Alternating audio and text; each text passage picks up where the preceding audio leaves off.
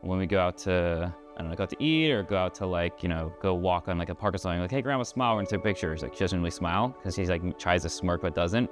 But when she wins a really big Mahjong hand, she has like the biggest smile ever. And I'm just like, this is cool. It's like seeing this side of her and kind of like, yeah, this is, it's like in her element sort of thing.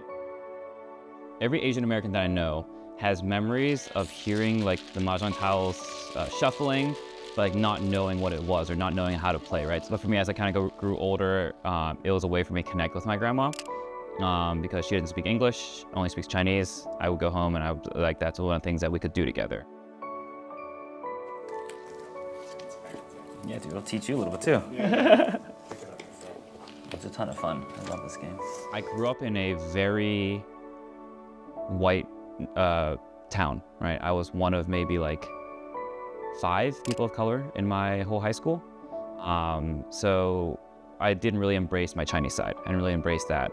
Then I came to New York, which is kind of like a crash course into just every single type of person, every single kind of community you can meet, every single background. Can you say that again?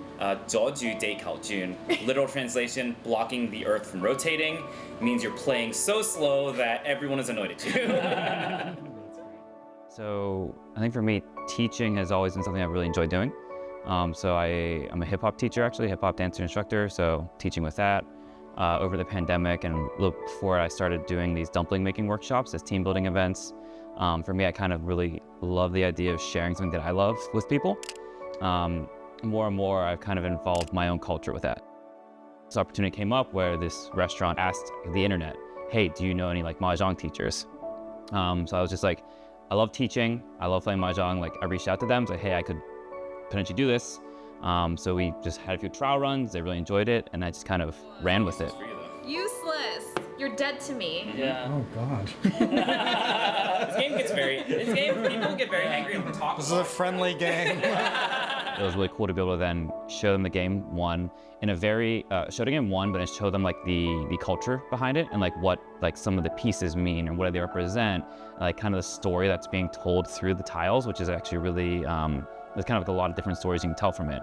But doing it in an atmosphere where it's just like, the restaurant's providing drinks, providing food, is very kind of cool to have that atmosphere be how people get exposed to Mahjong. The more nonchalant, the better. Yeah. You have to reach all the way over here. He's learning. Nice.